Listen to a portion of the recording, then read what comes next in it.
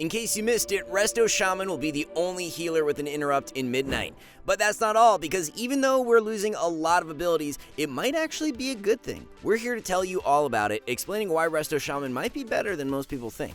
We just got the news that Midnight will be launching at the beginning of March. In other words, around 2 more months of Season 3, which means time is running out to hit your goals. To help you out, we recently updated all of our class courses for Season 3, giving you everything you'll need to rank up fast, including videos on how to perfect your rotation or how to get the perfect opener. We cover everything you need to play just like a gladiator in PvP. We even take concepts like positioning and break them down into step-by-step guides. It's like questing, but instead of experience, you gain rating. We even offer a 14-day, no questions asked, money-back guarantee for those of you who just want to try us out. So after this video, be sure to click the link below for an exclusive discount to get started. For now, back to the video, where we will start with every major change happening to the Shaman class tree. The first thing you might notice is that many talents are completely gone, but most importantly, Stone Bulwark Totem, Thunderstorm, and even Lightning Lasso, which was simply moved to PvP talents, but more on that later. Oh, and Wind Shear now has a 30-second cooldown, but remember, we're now the only healer with an interrupt. Losing abilities definitely sucks, and the loss of Thunderstorm definitely stings, as this was kind of a jack-of-all-trades button for multiple expansions. However, we're getting some new tech in return. For one, Seasoned Winds was renamed to Wind Veil and has been slightly redesigned, now reducing all spell damage with a successful Wind Shear and not being locked into a single spell school. This is definitely a buff to Ellie, and enhance more than anything else will definitely help us out defensively in some matchups. We also got a slight defensive buff with a change to Earth Elemental, which now has a much shorter cooldown at the cost of a shorter duration too.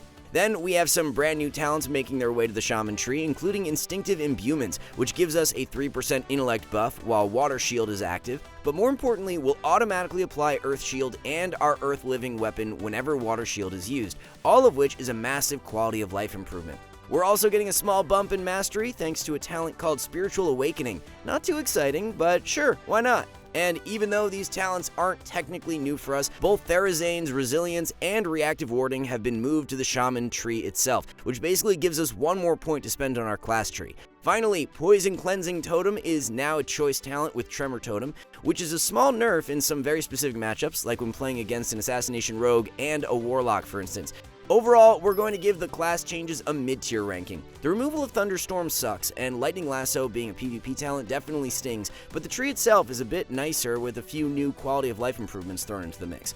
But now let's take a look at all the changes to the Restoration tree, where a lot has changed. Blizzard decided our tree needed to be completely reworked and removed a ton of iconic talents, including Earthen Wall, Healing Surge, Mana Tide, and even Tidal Waves. The full list of pruning is quite extensive, and Blizzard even brought back Unleash Life after some pushback. Unironically, we think the removal of Earthen Wall might actually be a good thing, as this ability was honestly quite frustrating to use, especially in Solo Shuffle, where it was common for players to ignore it completely. It's also nice that Tidal Waves was pruned, as this means more flexibility with our healing rotation, and even though Healing Surge is technically gone, the cast time on Healing Wave was reduced to compensate, and many talents that previously interacted with Healing Surge now apply to Healing Wave too. But before we get into what's new, we need to talk about one slightly annoying part of the Restoration tree. Ascendance and Healing Tide Totem now share a talent slot. You'll then have to pick between First Ascendant or Preeminence, either giving you shorter cooldowns on these abilities or a haste bonus while they are active. We should also note that Ascendance has been reworked entirely and is less of an AoE cooldown and more of a single target healing CD, since it causes Riptide to make Healing Wave instant while boosting all of our healing by 30%.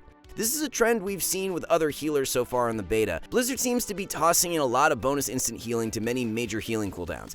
Now, it's too early to say what talent will be picked once Midnight releases, but we should note that Deeply Rooted Elements has remained in the game, which means you can simply play Healing Tide Totem while having the ability to randomly proc Ascendance throughout the game. We've also got a slew of brand new talents, including Crashing Waves, which increases Healing Wave's critical strike chance, Earth Weaver, which increases Earth Shield healing by a considerable amount, Quick Stream, which buffs Healing Stream Totem, and then we have Earthen Accord, which buffs our Unleash Life, increasing its direct healing and its bonus effects. There's also plenty of new talents added to the tree that buff either Chain Heal or Healing Rain. For now, we're not going to cover these talents as both spells are rarely used in PvP.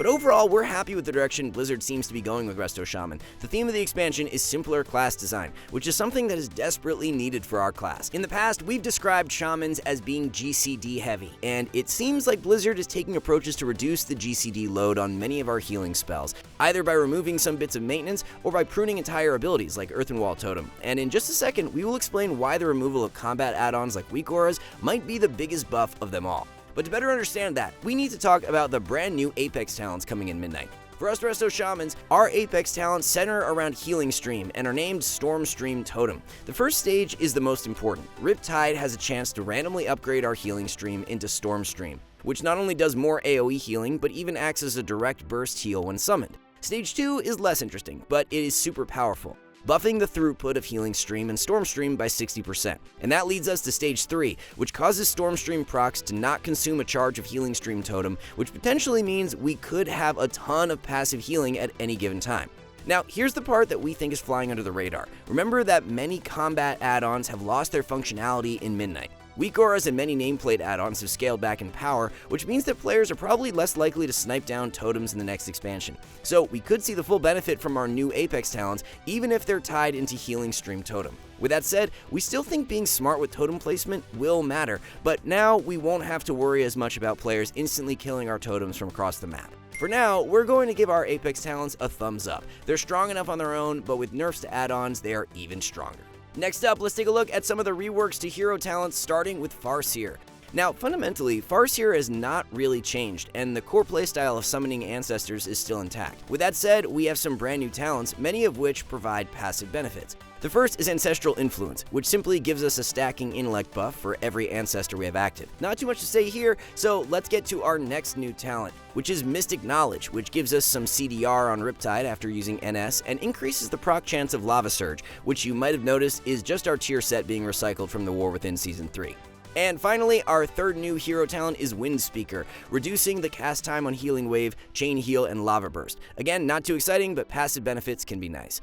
Now we will talk about this in just a moment in our PvP talents section, but the fact that Ancestral Swiftness is still a 30-second cooldown is a core reason why Farseer still might be the play in Midnight Season 1.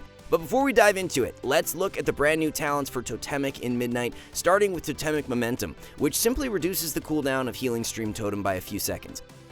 We then have Elemental Attunement, which is a 2% mastery buff. Again, kinda boring, but more stats are always welcomed. Finally, we have Primal Catalyst, which gives our Healing Stream and Healing Tide a chance to apply Earth Living to targets. Now, what you might have noticed is that many of the new Totemic hero talents center around Healing Stream, which is the focus of our Apex talents. It's too early to predict exactly what hero spec will be meta in Midnight Season 1, but Totemic does look a bit more appealing in any matchup with heavy AoE damage where Healing Stream could get more value. Overall though, we're going to give the new hero talents a mid-tier ranking. Quite frankly, they're not that exciting. Now before we wrap up, we need to talk about PvP talents. First, we have a few waves of bad news, starting with Living Tide, which has been completely removed. For the most part, this was a hard-locked PvP talent since it massively buffed Healing Tide, and we're sad to see it go. The other waves of bad news include Lightning Lasso, which is now a PvP talent itself and is probably taking the place of Living Tide as being the premier hard-locked option, along with Grounding Totem. Master of Elements has also been moved to PvP talents, which will probably never see play outside of some niche situations in 2v2. But with the bad news out of the way, the good news is that we once again have the ability to NS Hex thanks to a new PvP talent called Call of Alakir, which allows NS to affect Hex, but gives it a longer CD. This is why we mentioned that Farseer could be the play, since it would mean NS would have a minute CD with the potential to make game-winning plays with an instant Hex. Overall, we're going to give the PvP talent changes a mid-thumb. Having NS Hex is nice, but the loss of Healing Tide and the addition of Lightning Lasso does kinda suck.